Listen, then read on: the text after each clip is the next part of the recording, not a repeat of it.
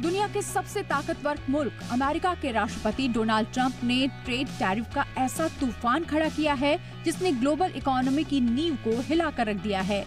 तो वहीं दूसरी तरफ आरबीआई ने इस अस्थिरता के बीच नीतिगत साहस दिखाते हुए रेपो रेट में लगातार दूसरी बार कटौती का ऐलान किया है। एमपीसी की 54वीं बैठक में गवर्नर संजय मल्होत्रा ने 25 बेसिस पॉइंट की कटौती की घोषणा की, जिससे रेपो रेट घटकर 6% पर आ गया है। ये फैसला सर्वसम्मति से लिया गया है, जिससे साफ है कि मौजूदा आर्थिक हालात को लेकर नीति निर्धारकों में एक राय है।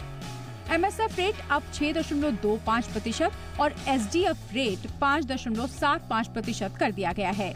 साथ ही पॉलिसी टास्क को न्यूट्रल से बदलकर अकोमोडेटिव कर दिया गया है, जो इस बात का संकेत है कि आगे और रेट कट की गुंजाइश बन सकती है। Moreover, it also decided to change the stance from neutral to accommodative. It also noted that the rapidly evolving situation requires continuous monitoring and assessment of the economic outlook. RBI के इस कदम से उन कर्जदारों को राहत मिलेगी जिन्होंने लोन ले रखा है, लेकिन आरबीआई का मकसद सिर्फ इतना नहीं है। असल में ये फैसला उस बड़े ग्लोबल तूफान का जवाब है जो ट्रम्प टैरिफ के जरिए हर देश की इकोनॉमी को चुनौती दे रहा है।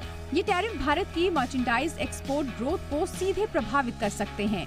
आरबीआई गवर्नर ने भी इस चिंता को खुलकर स्वीकार किया और कहा कि हाई टैरिफ से नेट एक्सपोर्ट गतिविधियों पर नेगेटिव असर पड़ेगा।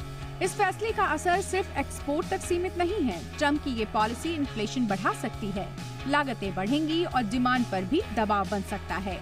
इकोनॉमिस्ट ने तो यहाँ तक चेतावनी दी है कि ये कदम वैश्विक मंदी की आहट का कारण बन सकता है। ऐसे में आरबीआई का ये कदम सिर्फ एक दर में बदलाव नहीं बल्कि एक स्ट्रेटेजिक रेस्पॉन्स है। आरबीआई ने अनुमान जताया है कि भारत की जीडीपी ग्रोथ FY26 में 6.5% रहेगी। पहली और दूसरी तिमाही में 6.5, तीसरी में 6.6 और चौथी तिमाही में 6.3 की ग्रोथ का अनुमान है। वहीं सीपीआई इन्फ्लेशन को 4% के दायरे में रहने की संभावना जताई गई है।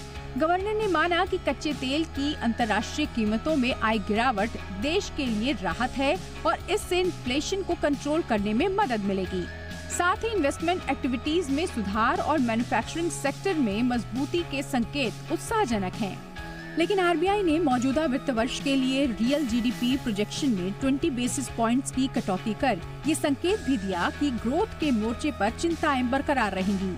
आरबीआई के मुताबिक FY25 के लिए रियल जीडीपी ग्रोथ एस्टिमेट 6.7% से घटाकर 6.5% कर दिया गया है। आरबीआई का ये फैसला निश्चित तौर पर एक पॉलिसी रिलीफ है, लेकिन क्या ये ट्रम्प की टैरिफ पॉलिसी के असर को कम करने के लिए काफी होगा? जवाब पूरी तरह से सकारात्मक नहीं है। जब ग्लोबल इकोनॉमी में अनिश्चितता हो, इन्फ्लेशन का खतरा बढ़ रहा हो और एक्सपोर्ट सेक्टर दबाव में हो, तब अकेली मॉनेटरी पॉलिसी बहुत लंबा रास्ता तय नहीं कर सकती। इसके लिए fiscal policy support, global trade dialogue और डोमेस्टिक कंजम्पशन को मजबूती देने जैसे कदम भी जरूरी हैं। Bureau report, Zee media.